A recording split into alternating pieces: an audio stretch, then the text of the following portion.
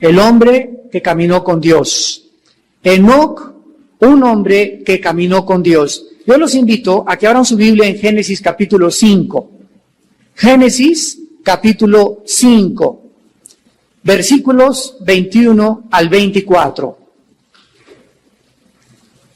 Dice la Biblia, vivió Enoc 65 años y engendró a Matusalem.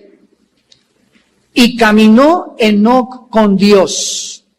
Los que quieran en su Biblia subrayar esta frase es muy importante. Caminó Enoc con Dios. Porque esta es la primera vez en la Biblia que se habla de alguien que camina con Dios. Después que engendró a Matusalem, 300 años, y engendró hijos e hijas. Y fueron todos los días de Enoc 365 años. Y se vuelve a repetir, caminó pues Enoc con Dios y desapareció porque le llevó Dios. Enoc es uno de los personajes más misteriosos y más interesantes de la Biblia, porque es, vuelvo a repetir, uno de los pocos de quien se dice, caminó con Dios. Es uno de los hombres también que en el libro de Hebreos, en el Nuevo Testamento, capítulo 11, versículo 5, dice la Biblia, por la fe Enoc fue traspuesto para no ver muerte, y no fue hallado porque lo traspuso Dios. Y antes que fuese traspuesto, tuvo testimonio de haber agradado a Dios.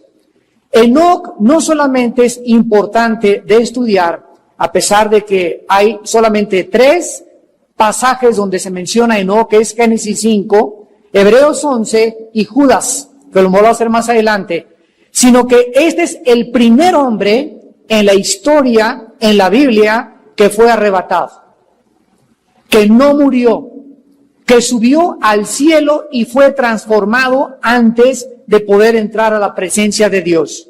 O sea, si queremos alguna tipología acerca del arrebatamiento del Nuevo Testamento, la encontramos en este personaje llamado Enoc.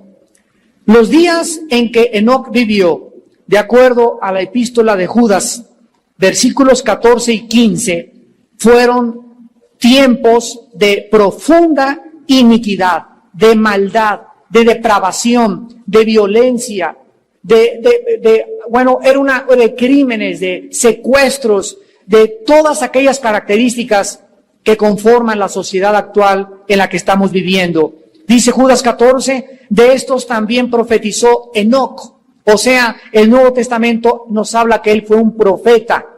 7º día de Adán, o sea, de Adán a Enoc, cuenta las generaciones, y Enoc es exactamente la 7ª generación, y sabemos que el 7 en la Biblia es un número que indica totalidad y perfección.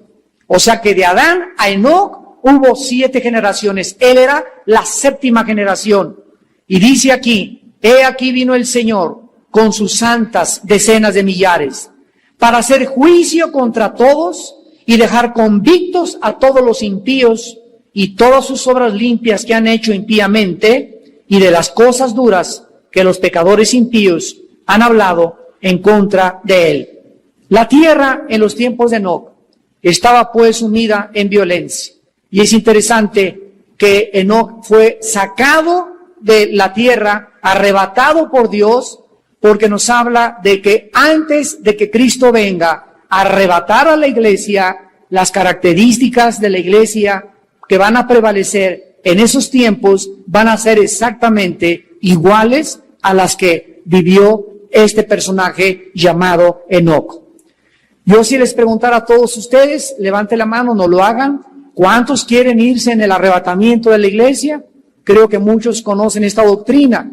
Dice la Biblia que no todos vamos a morir, que no todos vamos a saber ni a gustar qué es morir, porque Cristo puede venir y sacar a la iglesia en el momento que nosotros menos lo pensamos como un ladrón en la noche, y vamos a ser arrebatados y transformados. Vamos a ver esto en Primera de Tesalonicenses 4, 16 y 17 más adelante, y muchas personas se van a quedar aquí en la tierra y van a comenzar a decir, se los llevaron los ovnis.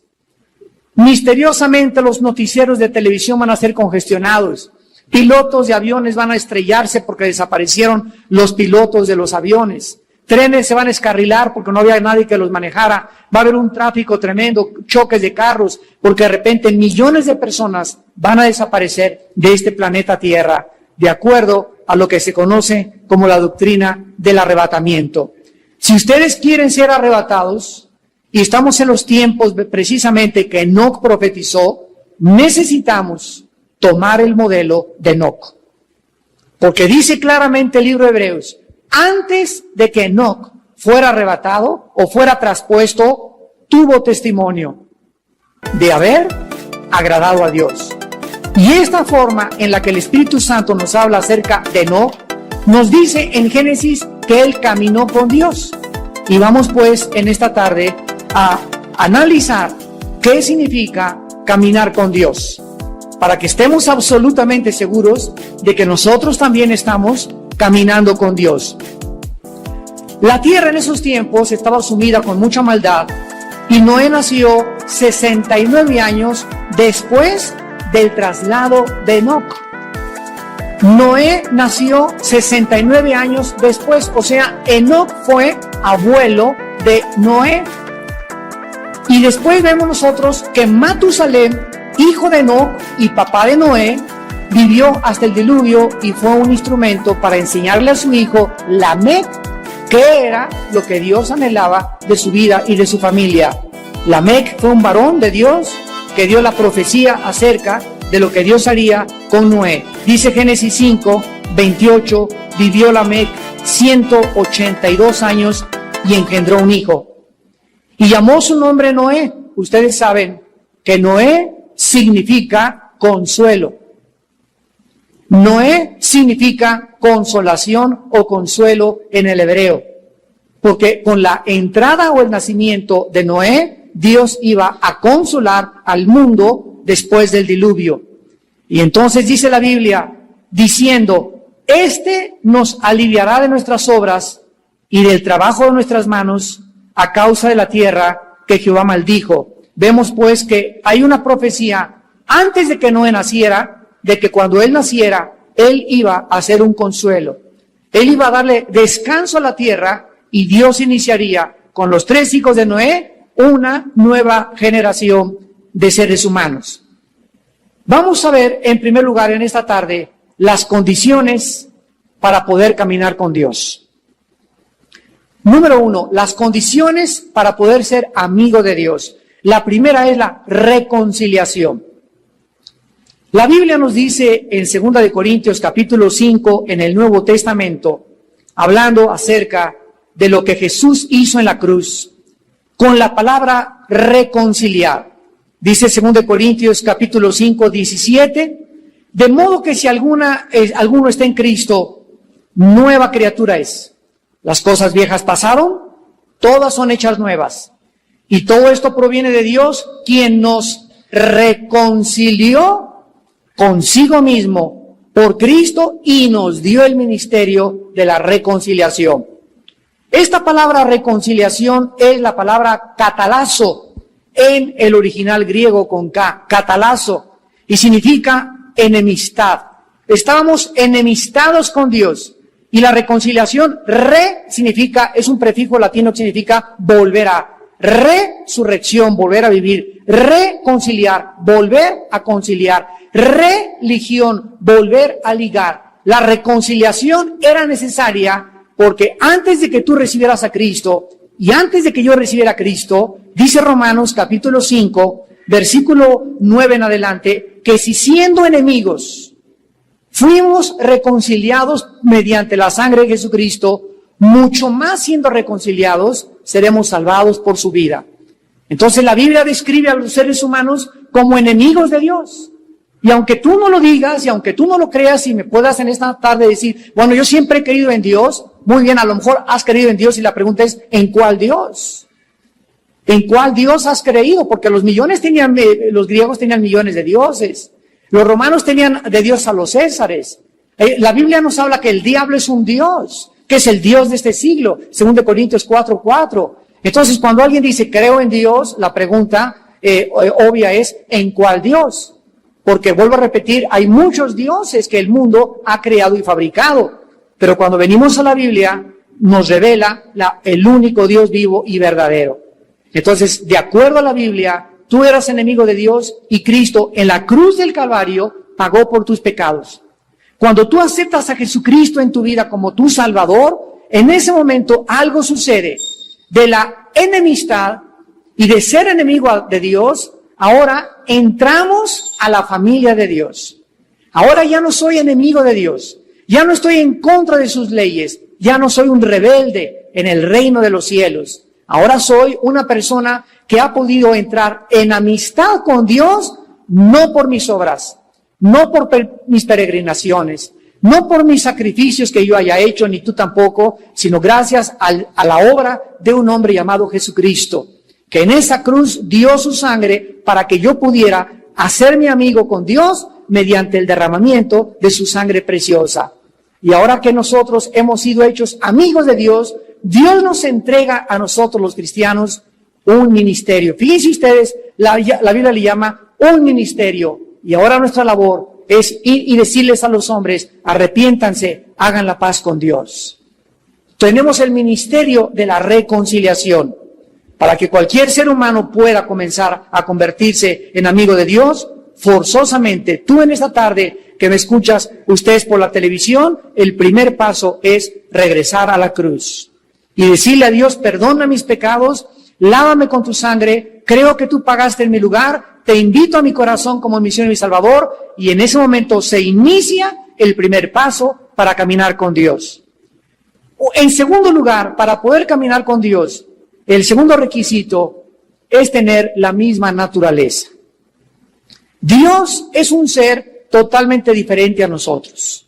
No se le puede describir, es el Padre de las luces, omnipotente, omnisciente, omnipresente, nadie jamás lo ha visto. Cuando en Apocalipsis 4 el apóstol Juan tuvo la visión del cielo, él solamente vio luces, alguien sentado en un trono, y eran como verdes, blancos, como esmeralda, lo que salía, ángeles alrededor diciendo, y querubines, santo, santo, santo, a millones de ángeles asistiendo cerca de él, sirviéndole a él, pero la imagen física de Dios no puede ser descrita, porque él es diferente a cualquier criatura que él haya creado. Esta característica peculiar de que Él es diferente, en nuestra limitada comprensión, Dios usó una palabra que es la palabra santo.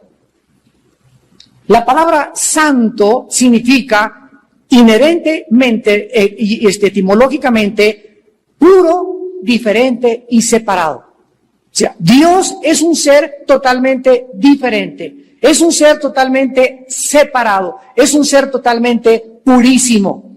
Es lo que significa la palabra santidad. Para caminar con Dios es lógico, ¿verdad?, que tenga yo la naturaleza de Dios. Yo puedo tener un perro y el perro tiene la naturaleza canina. Yo soy un ser humano, él es un animal.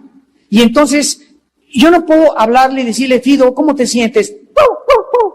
No me puede contestar porque él no tiene mi idioma. Yo puedo caminar con él y divertirme con mi perro, pero no puedo tener compañerismo con él, porque tenemos naturalezas diferentes. También el puerco tiene otra naturaleza, el caballo tiene otra naturaleza, y por eso Dios, antes de crear a Eva, le trajo a Adán a todos los animales, en Génesis capítulo 3, y vio a Adán la changa y dijo, no, esta está re fea para darle un beso. Le puso una jirafa, le puso un caballo, y dice la Biblia, y no se halló ayuda idónea para Adán, dándonos a entender la Biblia que el reino animal no tiene la misma naturaleza que nosotros. Ellos tienen alma, todos los animales tienen alma, son seres vivientes, pero no tienen espíritu. Entonces, para poder tener compañerismo, Adán necesitaba una persona que fuera también humana, no alguien subhumano, sino alguien que fuera humano. Y cuando le trajeron a Eva, dijo, ¡yupi! ¿Verdad? Cuando le trajeron ese gansito marinela, pegó un grito a Adán que dijo, aquel luna de miel ni que nada. Ya que ya estaban los dos, ¿verdad?, pudiendo tener comunión. Entonces, de la misma forma, Dios es espíritu. Y para que nosotros podamos tener comunión con Dios, necesitamos que nuestro espíritu pueda hacer contacto con su espíritu.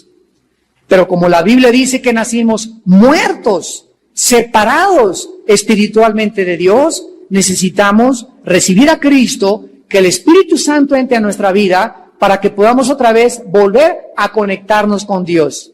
Dice en 2 de Pedro 1:4 que nosotros somos partícipes de la naturaleza divina. Imagínate nada más, cuando recibiste a Cristo, ¿quién entró a ti? Entró a ti el Padre, entró el Hijo y entró el Espíritu Santo. Cristo tenía al Padre morando dentro de él. Y continuamente dijo, las obras que yo hago las hace el Padre.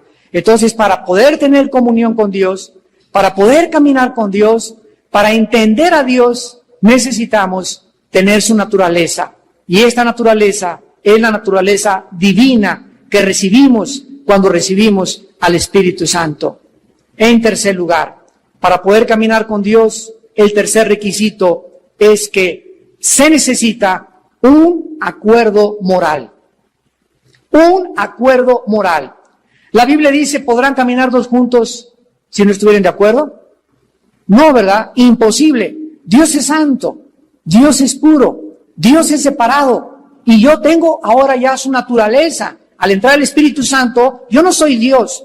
La naturaleza divina de Dios está en mí, pero yo soy humano con la naturaleza de Dios dentro de mí, y tú también, pero eso no nos hace dioses. Porque Dios significa alguien que ha existido por toda la eternidad y el único creador es Él. Y todos somos criaturas que entramos a la eternidad en el momento que recibimos al Espíritu Santo. Pero si yo quiero comenzar a caminar con Dios, tengo que moralmente aceptar sus reglas, sus mandamientos y su código de conducta. Y esta es la razón por la cual en 1 de Pedro 1:15 en adelante dice la Biblia, sean santos. Ya somos santos por tener la presencia de Jesucristo, pero ahora en la práctica tengo que santificarme. En otras palabras, crecer en la gracia y el conocimiento de nuestro Señor Jesucristo. Dios me dice, Armando, recuerda, ¿quieres conocerme? Sí, Señor. ¿Quieres prosperar? Sí, Señor, lo deseo con tu alma. ¿Quieres que te bendiga? Sí, Señor, lo deseo muchísimo. ¿Quieres tener paz en tu vida? Sí, Señor. Sé santo. Sé santo. Es imposible ser feliz sin ser santo. Es imposible ser bendecido por Dios sin ser santo. Es imposible creer que nos pueda ir bien en la vida sin la santidad. Sin esta santidad es imposible entender la Biblia. Sin la pureza, sin ser diferentes a los demás hombres, nosotros no podemos esperar caminar con Dios. Y para ello necesitamos comenzar a comprender lo que la Biblia dice en Hebreos 12:14. Seguir la santidad, sin la cual nadie verá a Dios. Si tú mueres sin esta santidad, no entras al cielo. Aunque hayas tenido una religión, aunque hayas ido a la villa, aunque hayas hecho sacrificios, aunque hayas dicho que eras cristiano, la santidad se manifiesta cuando haces cosas diferentes a las personas que te rodean. Y la santidad se comienza a percibir, en primer lugar, con tu familia. ¿Hay alguien en tu familia que pueda decir, Juan o Pedro o Lupita son diferentes? ¿Ya no toma junto conmigo? ¿Ya no se ríe de los chistes con nosotros? ¿Ya no ve las películas que veíamos antes? ¿Ya lo vemos diferente? ¿Ya eres un santurrón? Y comienza la persecución por ser diferentes. Porque ya no participamos de las acciones, de la conducta que nuestra propia familia mantiene. Comenzamos a separarnos. Y esta separación a los incrédulos les parece aborrecible y nos persiguen y nos ultrajan porque quieren que hagamos y pensemos como ellos.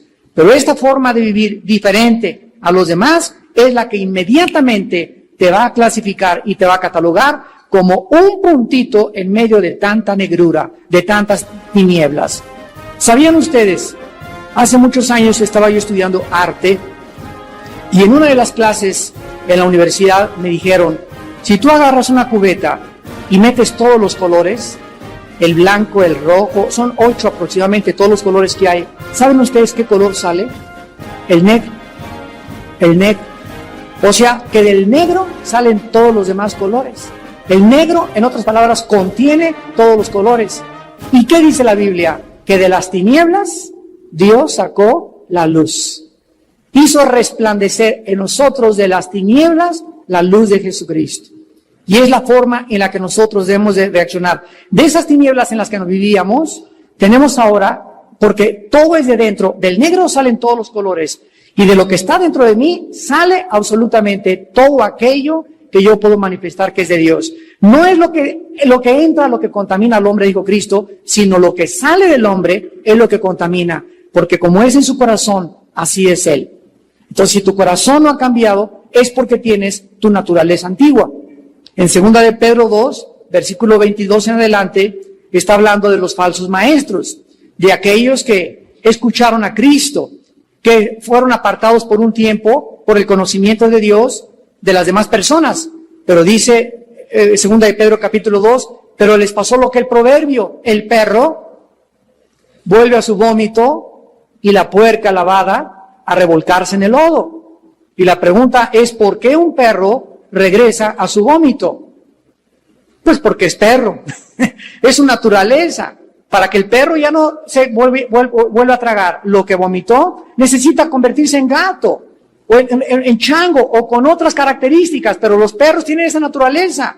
Y los puerquitos, ¿por qué los lavas, los sacas del lodo, le pones champú, Pantene y todo, Chanel número 5, le pones ahí un collar bonito, y está el puerquito ahí todo, oin, oin, oin, oin.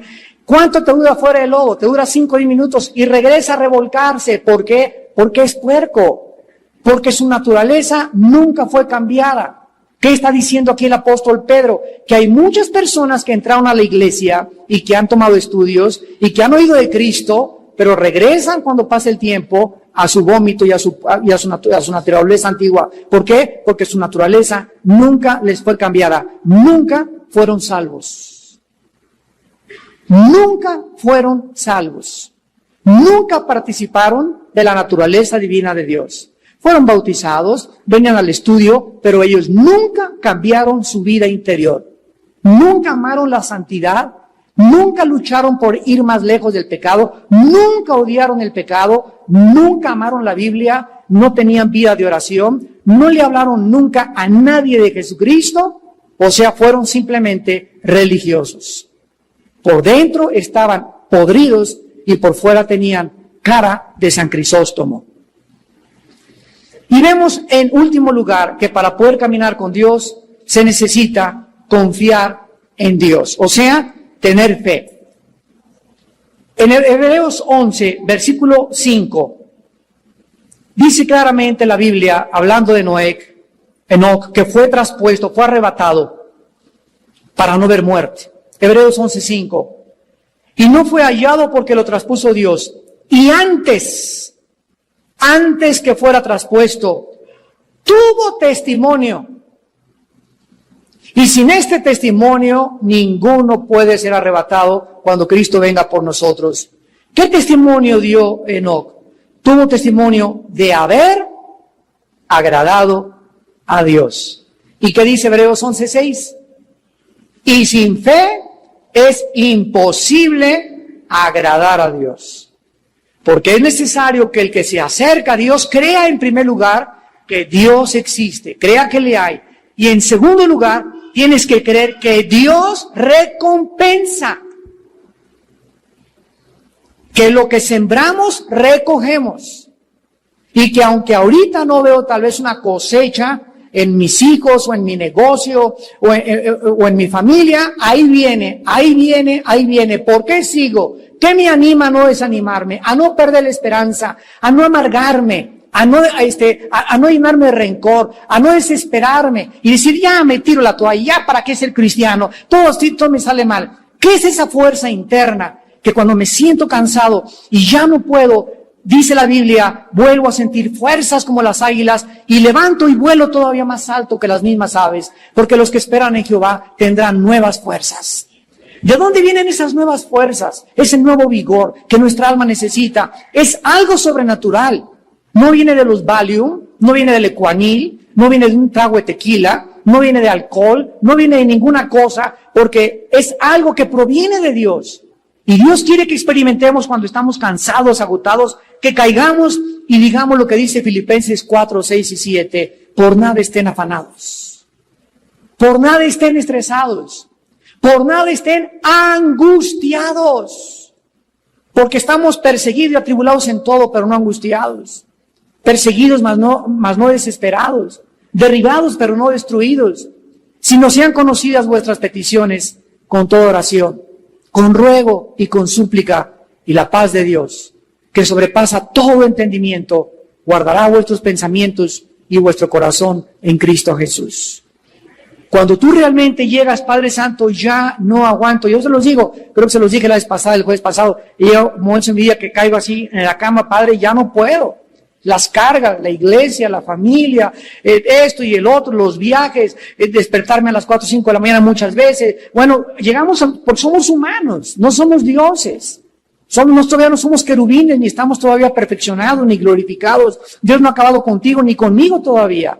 Entonces, Dios sigue tratando con mi vida y con tu vida también. Así que yo voy a seguir enfrentando depresiones, voy a seguir enfrentando desánimo, pero estoy aprendiendo a que no me controlen, a que no me dominen, sino que en ese momento caer de rodillas y decirle, Señor, ya no puedo. Padre Santo, dame fuerzas, te alabo y te bendigo. Yo sé que esto contribuye para mi bien. Físicamente ya no puedo, no hay nada en mí, ni fuerza y voluntad para seguir, pero yo confío en tus promesas y abro la Biblia y comienzo a orar y comienzo a alabarle y algo sobrenatural comienza a suceder. Su paz comienza a gobernar mis pensamientos. Comienzo a tener tranquilidad y comienzo a descubrir que es increíble que yo pueda tener paz en medio de una tormenta. En medio de un torbellino, tú puedes estar absolutamente con un corazón sin estar perturbado. Cuando Cristo se iba, les dijo a los discípulos que los vio afanados, ya se ve el maestro, nos vamos a caer huérfanos. Juan 14, y Jesús les dijo, miren que no se turbe vuestro corazón. No estén intranquilos, no estén ansiosos, no estén afanados. Las aves del cielo no tienen ni siquiera estar amontonando gusanitos para mañana. Las plantas y las flores nunca se vistieron con la gloria de Salomón. Y si mi Padre alimenta a las aves y mi Padre tiene cuidado de las plantas, ¿cuánto más no tendrá cuidado de ustedes? Por nada estén afanados, hombres de poca fe. Dios le interesa que por favor no nos preocupemos. Es imposible no preocuparse de nada. La palabra ocuparse es preocuparse, o sea, ocuparnos antes de algo que no ha sucedido. Y el 90%, dicen los psiquiatras, de las preocupaciones nunca suceden. ¿Y con quién me casaré? Y a lo mejor mañana te encuentras a tu galán y ni siquiera dormiste anoche. Y ya tengo 60 años y no tengo seguro social. Te estás ocupando antes que a lo mejor mañana puede haber un milagro. Y si no tengo dinero, a lo mejor mañana viene el cheque. Y si, cállate, ya no grites, ya no chilles. Confía en Dios, échale toda tu carga a Dios, echando toda nuestra ansiedad sobre Él, porque Él tiene cuidado de nosotros. Si no tienes tú esa confianza en la vida, y esa tranquilidad y esa paz, es casi imposible que tú puedas llamarte cristiano. Porque la característica más grande que Jesucristo nos dejó fue, mi paz les dejo, mi paz les doy. Y no como el mundo la da. Y un cristiano tiene que ser conocido por su paz interior. Veamos en segundo lugar los resultados de caminar con Dios. Una vez que hemos sido reconciliados, una vez que estamos de acuerdo en que vivimos para obedecer los mandamientos de Dios, no para discutirlos, una vez que comenzamos a tener comunión y confianza en su palabra, tiene que haber un fruto, tiene que haber un resultado, y el primero es crecimiento en la gracia y el conocimiento de Dios. Segunda de Pedro 3:18. Crecer en la gracia y en el conocimiento de nuestro Señor Jesucristo. Inmediatamente cuando tú comienzas a obedecer y cuando tú comienzas a confiar, algo sucede internamente en tu espíritu. Comienzas a crecer. Comienzas a darte cuenta que tienes ya más dominio propio, que tienes menos aprensión de las cosas que pasan, que ahora mucho más fácilmente te ofenden y te lastiman y ya no te hieren en el corazón. Perdonas 70 veces 7. Pasa el tiempo y te das cuenta que te dan ganas de dar cada vez más dinero a la obra y al reino de Dios. Te vuelves más generoso. Es una de las señales más grandes del crecimiento, la generosidad espiritual. Te das cuenta que ya no te preocupas como te preocupabas antes. Te das cuenta que comienzas a amar más la vida, amar más a la gente. Te vuelves a enamorar de tu esposa, te vuelves a enamorar de tu esposo. Por cierto, ayer que estaba preparando este estudio, le decía a un hermano, ¿tú sabes que Matusalén es la persona que vivió como más de 900 años? Y me dice el hermano, ay hermano, yo no hubiera querido ser Matusalén. Y le dije, ¿por qué? Me dice, hermano, si tengo 5 años de casado y no aguanto a mi esposo, ¿lo aguantarla a 900 años? Estar casado con la misma 900 años. Bueno, hay de todo en la vida, ¿verdad? Bueno, este crecimiento, observen ustedes que es doble. Crecemos en la gracia y crecemos en el conocimiento. Hay muchos de ustedes que están creciendo solo en el conocimiento. Conocen más de la Biblia y diplomados, y qué bueno, pero en la gracia se están quedando enanos. ¿Qué significa esto? Que no están practicando lo que están aprendiendo. Déjenme darles un ejemplo. La Biblia me dice, Efesios 5, ama a tu esposa como yo te amé en la cruz. A los varones nos dice la Biblia. Nunca la Biblia le dice a la mujer que ame a su marido. Le dice que se someta y lo respete.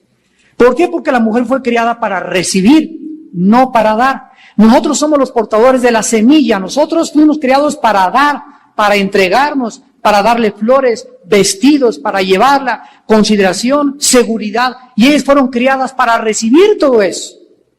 Y cuando tú no haces eso y no le das a tu mujer y tu mujer no se siente segura contigo, cuando tu esposa no se siente que la amas, que le das flores una vez a la semana, etcétera, etcétera, puedes conocer y seguir aprendiendo la Biblia, pero si no practicas lo que tú conoces que debes hacer, no creces en la gracia. Comienzas a volverte un fenómeno, te comienzas a hinchar de teología y de conocimiento. ¿Y sabes en qué te va a convertir ese conocimiento? En un fariseo. Vas a comenzar a juzgar a todos. Vas a comenzar a creerte superior a todos.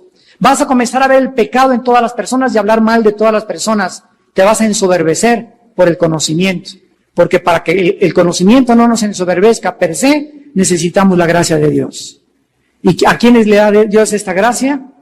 Santiago 4, Dios resiste a los soberbios y le da gracia a los humildes. ¿Y quién es un humilde? La persona, no el que, no, usted es hermanito, mucho gusto, y andar con toda el camisa rota y con guarachitos y así con el pelo como Cristo, ¿verdad? Y peace and love. Eso no es humilde. La humildad es reconocer tu dependencia diaria de Dios.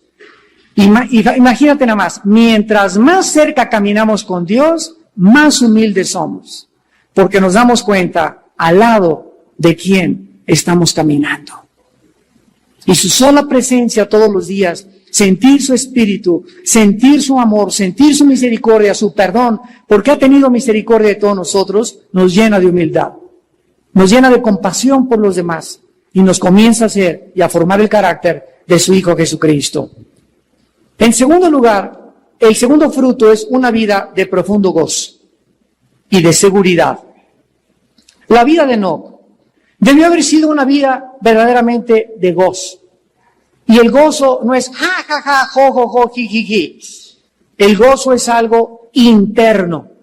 No necesariamente significa que te va a estar carcajeando. Tú en una fiesta de Hollywood y oyes puras risas. Ve una discoteca y todo el mundo, ja, ja, ja, jo, jo, pasa la mota, pasa el alcohol, pasa otro grapa.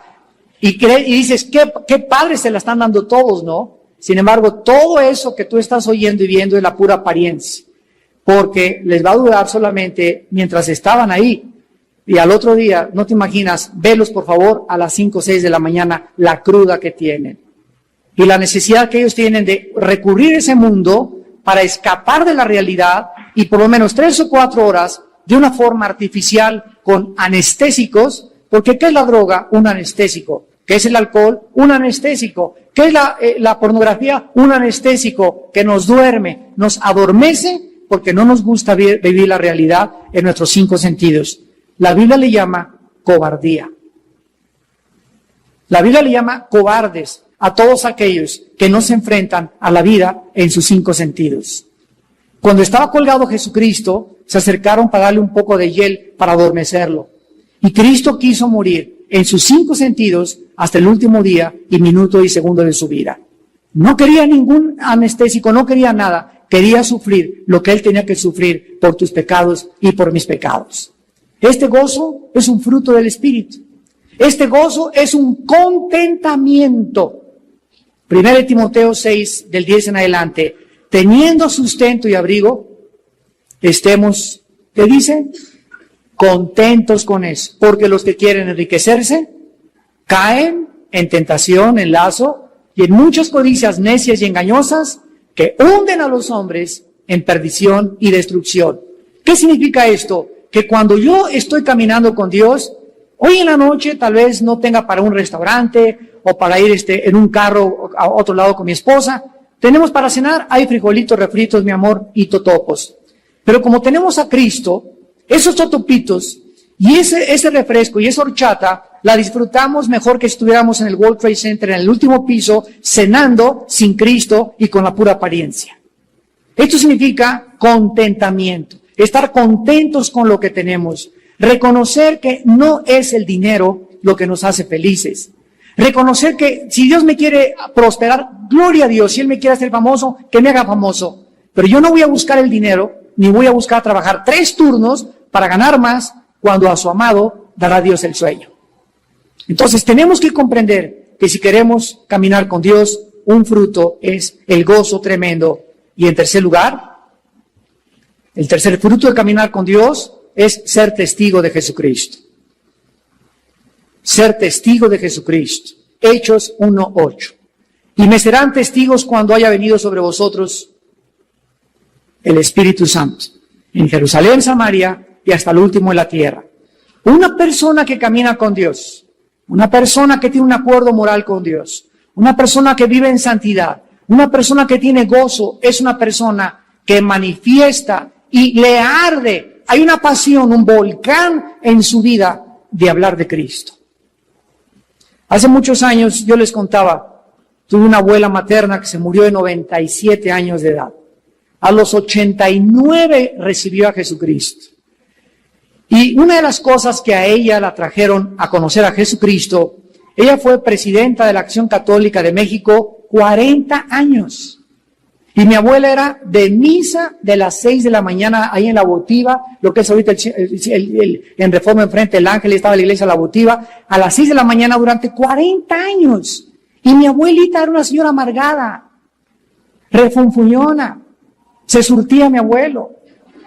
De veras, lo correteaba con la escoba. Mi abuelo prefería no entrar a dormir a la casa, de veras, porque era tremenda mi abuelita, era toda una general a la división. Su papá fue general en la Revolución. Entonces mi abuela, cuando oyó que nosotros, así nos dicen, ya cambiaron de religión, lo primero que le dije a mi abuelita cuando recibí a Cristo es, abuelita, en todos tus casi 50, 60 años que tienes en tu religión, ¿a quién le has hablado de Jesucristo? Y lo primero que me contestó mi abuela fue, ¿de qué me estás hablando? ¿Qué me quieres decir? Y le dije, abuelita, a esa muchacha que viene a trabajar y a trapearte tu casa, la tratas como una sirvienta, porque mi abuelita era bien racista. Aparte de todo, pero eso sí muy religiosa, ¿no? Racista, peleonera, fuñona, correteaba a mi abuelo con la escoba, pero eso sí, no faltaba a su religión. Y le dije, ¿por qué nunca le has hablado de Cristo? Me dice, ¿qué le digo? Le digo, ¿cómo? ¿No sabes cómo decir a una persona cómo se vaya al cielo? Bueno, que se porte bien, que se persine, que cumpla los sacramentos. Y le dije, abuelita, ¿ya has leído la Biblia? Y me dijo, en mis 50 años que tengo, me prohibieron leerla. Me dijeron que no podía leerla porque nadie la entendía y que tenía interpretaciones diferentes. Y abrí la Biblia en Hechos 1:8, estábamos cenando y se la puse enfrente de sus ojitos y le dije, abuelita, interprétame Hechos 1:8. Necesita interpretación, me serán testigos cuando el Espíritu Santo venga sobre ustedes. Abuelita, ¿qué significa testigos? Le dije, es la palabra martureo, de donde viene la palabra mártir en el griego, que significa ser testigo de lo que vimos y lo que oímos hasta la muerte. fieles hasta la muerte. ¿A quién le has dado testimonio de que Cristo murió, resucitó y pagó por sus pecados y que no se necesitan hacer obras porque es por la gracia de la salvación? Y mi abuelita se quedó y comenzó a llorar. No durmió en esa noche después de ella dar su testimonio. No pudo dormir.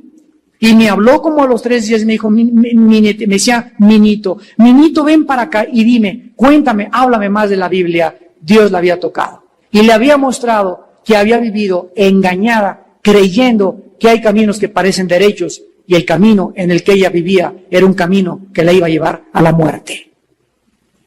Si tú eres cristiano, tú hablas de Cristo. ¿A quién le has hablado de Cristo? Te pregunto en esta tarde lo que le dije a mi abuela hace algunos años antes de morir. ¿A quién le has hablado tú de Jesucristo? En el camión, en la escuela. ¿Has ganado a alguien para Jesucristo?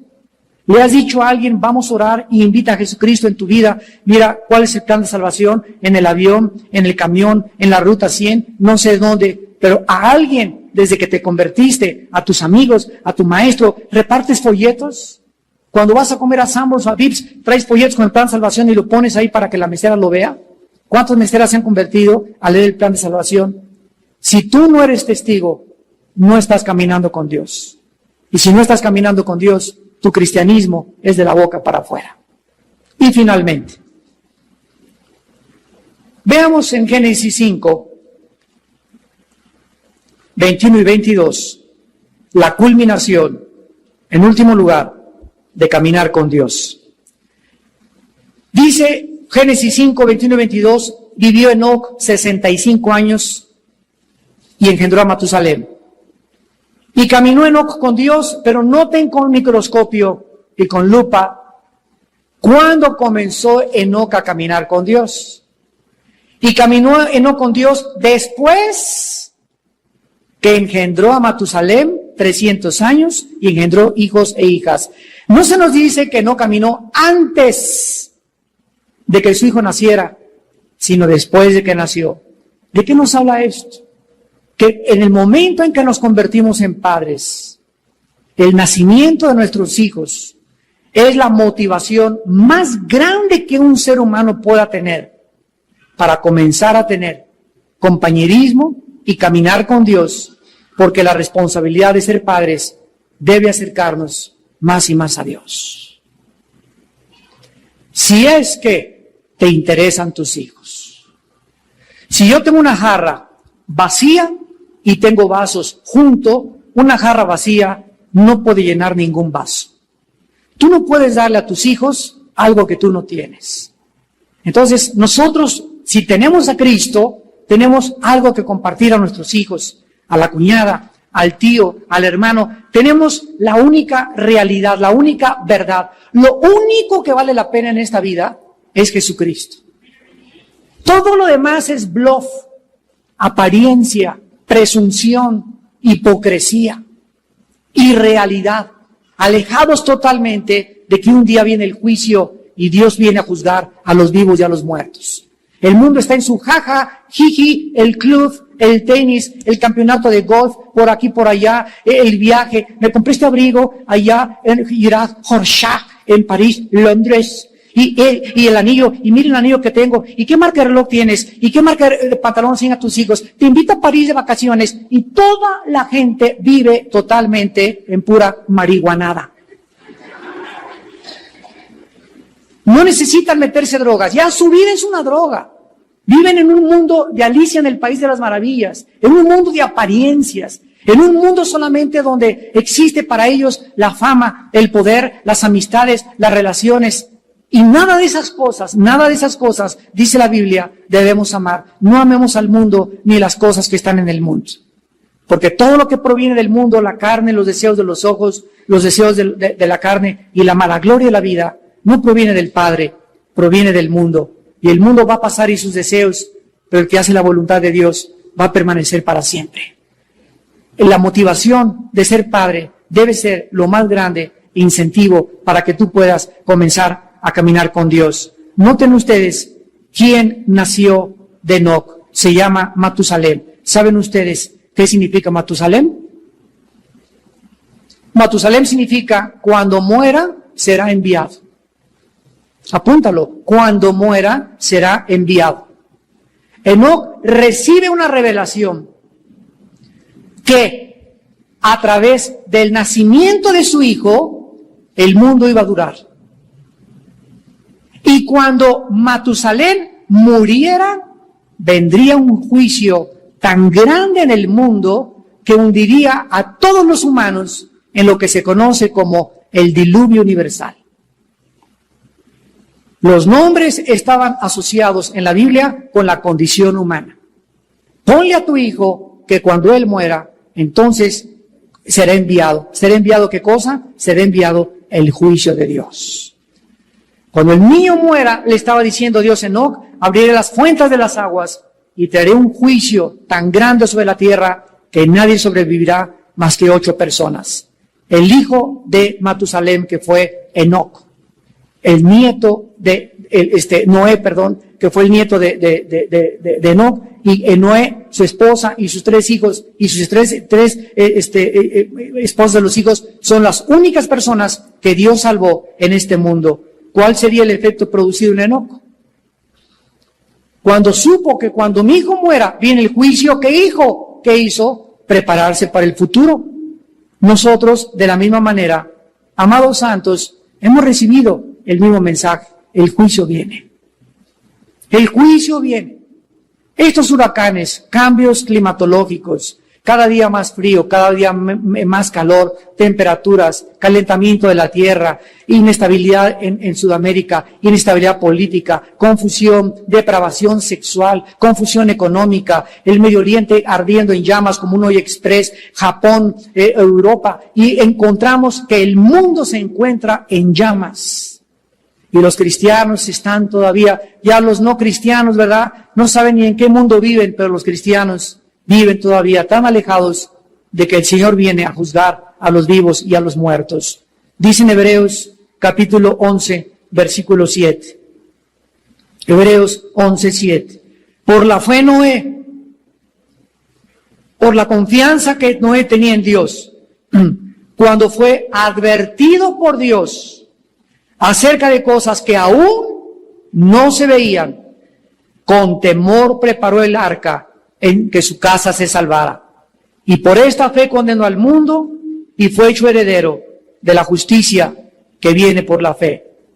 Nosotros hemos sido advertidos, el juicio viene, el juicio viene, el juicio viene. ¿Te estás preparando para que tu casa se salve? ¿Estás preparando a tus hijos? Como matrimonio están ustedes todos los días antes de acostarse leyendo juntos la Biblia y orando a Dios que los guarde, que los proteja. Cuando tus hijos están dormidos, vas y te acercas a sus camas o a su cuna y le pones la mano todos los días antes de acostar a tus hijos y los bendices. Y le dices, Padre Santo, cubro a mi Pepito con la sangre de Jesucristo, cubro a mi Leti con la sangre de Jesucristo. Y cuando están dormidos en el cuarto, reprendo cualquier espíritu en este cuarto, en esta casa. Esta casa es de Dios, esta casa es santa. El Señor manda a tus ángeles que no molesten a mis hijos con pesadillas, que no les causen temor durante la noche. Padre, cubro con tu sangre y con tus ángeles mi hogar. ¿Lo haces? ¿Diario estás en esta lucha espiritual? ¿Cuántas semanas o meses tienes que dices que eres cristiano? Pero tu cristianismo es solamente aquí los jueves y el domingo de 11 a 2. Y necesitamos, para cuando venga Cristo, irnos con Él, caminar con Dios. Y Enoc es una de las más grandes maravillas que Dios nos deja escritas en la Biblia para que podamos prepararnos en el día del Señor. Y terminamos leyendo en 2 de Pedro, capítulo 3, lo que el apóstol Pedro nos advierte en la venida de Jesucristo. Dice 2 de Pedro capítulo 2 versículo 9 en adelante, 2 de Pedro 3, 9, el Señor no retarda su promesa, según algunos la tienen por tardanza, sino que es paciente para con nosotros. En esta noche, en el momento que comencemos a orar, dile a Dios, Padre, gracias por tu paciencia conmigo. Gracias, Señor, porque no me había caído el 20 tal vez hasta esta noche. Y tú me has esperado todas estas semanas, todos estos últimos años, y hoy me has abierto el entendimiento para hacerme conocer que vienes pronto y que debo de prepararme. Y que debe ser la más grande motivación en mi vida para vivir una vida de santidad y vivir cerca de ti, en comunión contigo. El Señor es paciente, no queriendo que ninguno perezca, sino que todos procedan al arrepentimiento. Pero el día del Señor vendrá como ladrón en la noche, en el cual los cielos pasarán con gran estruendo y los elementos ardiendo serán deshechos, y la tierra y las obras que en ella hay serán quemadas. Puesto que todas estas cosas han de ser deshechas, ¿cómo no debéis vosotros andar en santa y piadosa manera de vivir, esperando y apresurándoos para la venida del día de Dios, en el cual los cielos, encendiéndose, serán deshechos y los elementos, siendo quemados, se fundirán? Pero nosotros esperamos, según sus promesas, cielos nuevos y tierra nueva, en los cuales mora la justicia, por lo cual, oh amados, estando en espera de estas cosas, procuren con diligencia ser hallados por Él, sin mancha e irreprensibles, en paz. Oremos. Señor, te damos gracias por la vida de Enoc, porque te lo llevaste como un ejemplo, como un símbolo, como un tipo de lo que va a suceder bajo el nuevo pacto a todos aquellos que caminen contigo. Oh Señor, que podamos ser guardados irreprensibles hasta el día de Cristo en nuestro espíritu, alma y cuerpo. Y si invocáis por Padre aquel que sin acepción de personas juzga a cada uno según sus obras, condúzcanse en temor durante todo el tiempo de vuestra peregrinación. Recuerden que el precio que se pagó por nuestra salvación no fue oro ni plata, sino la sangre preciosa de un cordero sin mancha ni contaminación, ya destinado desde antes de la fundación del mundo para que nosotros comprendiésemos el amor eterno con el cual Dios siempre nos ha amado. En esta noche, tal vez, y ustedes que nos ven por la televisión, tal vez estás viendo desde un bar, a lo mejor desde la sala de tu casa, tal vez desde la cárcel, donde quiera que tú estés. Te invito también a que esta noche hagas la paz con Dios, a que te reconcilies con Dios, a que vengas a la cruz. No te invito a que vengas a una religión, te invito a que vengas a un hombre que se llama Jesucristo. Tú puedes tener una religión sin tener a Jesucristo ni el perdón de tus pecados. Jesús dijo, nadie va al Padre si no es por mí. Ven a Jesús en este momento y dile estas palabras. Ahí desde donde te encuentras, en el silencio de tu corazón, sinceramente, dile, Señor mío y Dios mío, en esta noche reconozco que yo no camino contigo, que estoy caminando muy lejos de ti, y te pido que me perdones, porque quiero regresar a ti, mi Padre y mi Dios, mi Salvador. Creo que en la cruz tu Hijo con su sangre pagó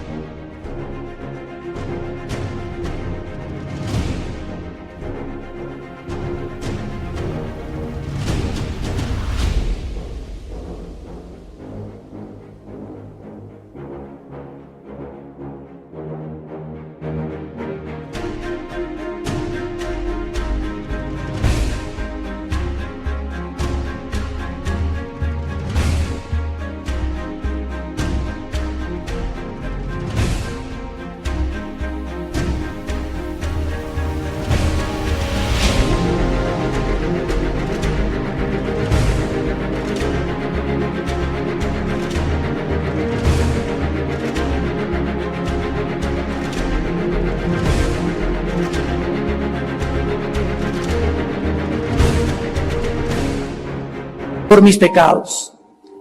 Y a los 3 días también creo que tú lo levantaste de los muertos. Y como creo que Él vive por los siglos de los siglos y que tiene las llaves del infierno y de la muerte, a ti, Señor Jesucristo, a ti, Hijo del Dios Altísimo, Te pido que en este instante entres a mi vida como mi Señor y mi Salvador. Lávame con tu sangre, perdona mis pecados, dame la mano. Quiero ser tu amigo, quiero caminar contigo hasta el fin de mi vida. Quiero ser guiado, dirigido, protegido y fortalecido con tu poder. Gracias, Señor, por darme la vida eterna, el perdón de mis pecados y por invitarme a caminar contigo hasta el día que vengas por mí.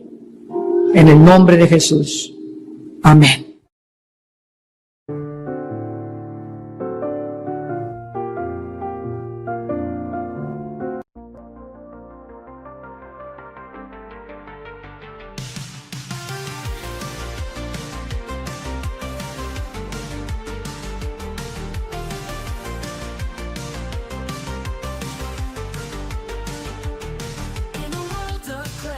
Crossover dreams, sin lit melodies, whispering schemes, they female vocals telling tales untold. Indie rock beats turning hearts cold. We ride the waves of the night, lost in an all brought to light. Haunting echoes of the past, experimental sounds that forever last.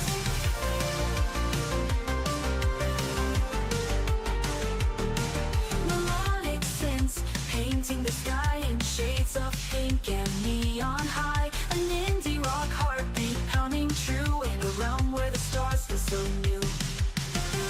We ride the waves.